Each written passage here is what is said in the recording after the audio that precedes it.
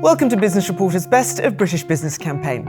As electric vehicles become an increasingly common sight on UK roads, the conversation about public charging infrastructure is more urgent than ever.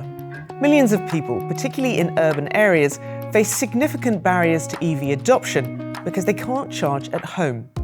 In this interview, we explore the realities of public on-street charging, the role of local government, and how companies like char.gy are stepping up to close the gap. So what happens when forward-thinking councils and innovative providers come together to tackle one of the biggest challenges in the EV transition? I'm joined by John Lewis, CEO of char.gy, and Kieran Fitsall, EV lead at Brighton Hove Council.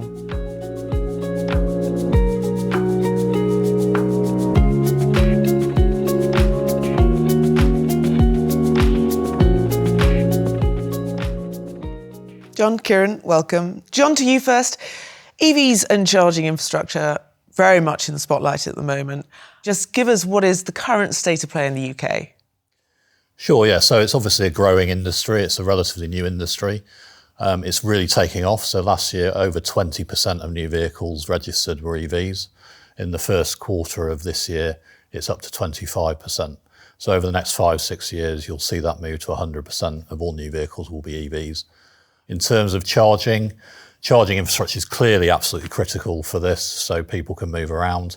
There's been a big growth over the last year as private investments come into charging. There's now 75,000 public chargers in the UK, and that charging focuses on both what we call hubs, which is similar to a motorway service station, but also local charging for people who are parking up, be it in a car park or on the street.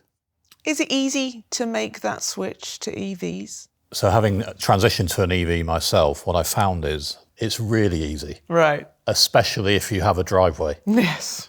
Because if you park your car at home, you can charge overnight. It's a bit like having a mobile phone. You leave the next day with a full charge.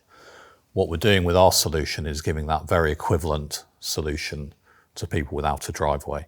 So when they pull up outside their house at night and park on the street or in a car park if they're in an apartment, they too can plug in, charge their car overnight in one of our chargers, and they've got a full charge the next morning. Kieran, do councils have the will and indeed the funding to help people make the switch? I think they certainly have the will. What we don't probably have is necessarily the expertise or certainly the funding to be able to invest in the public charge point infrastructure.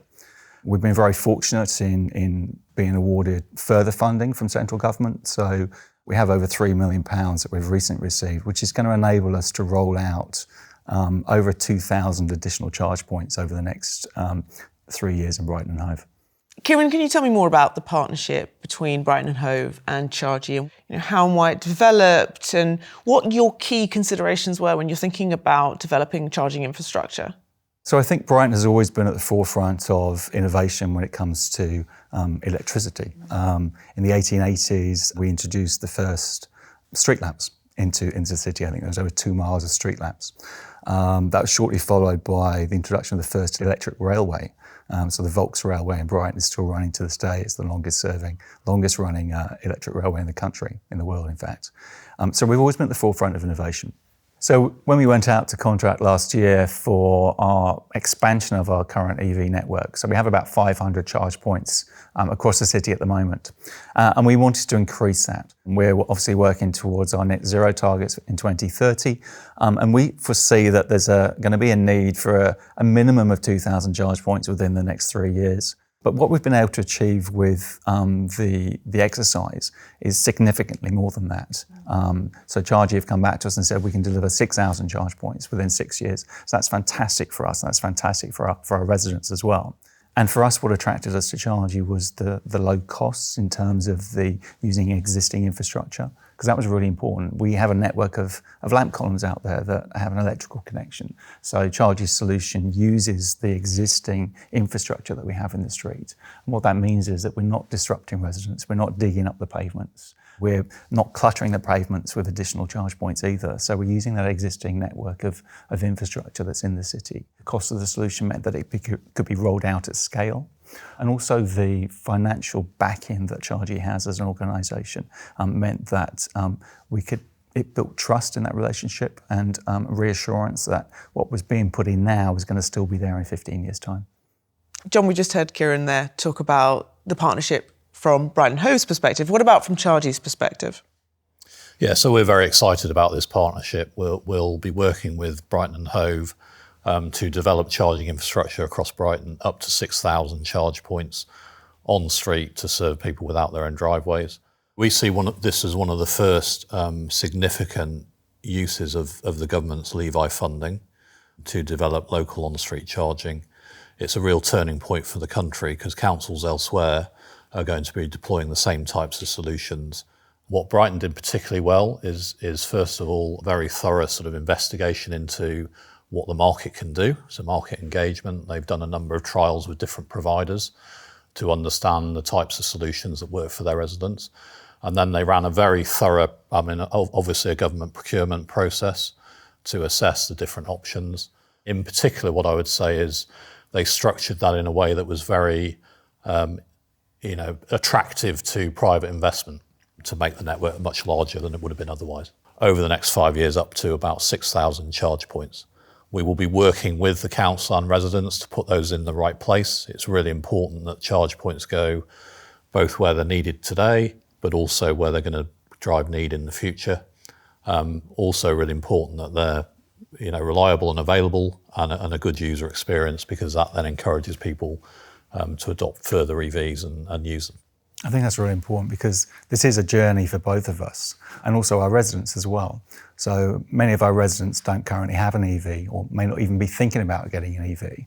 But at some point, we're hoping that when they do look to switch out their current vehicle, they will switch to an electric vehicle. Is this sort of partnership common?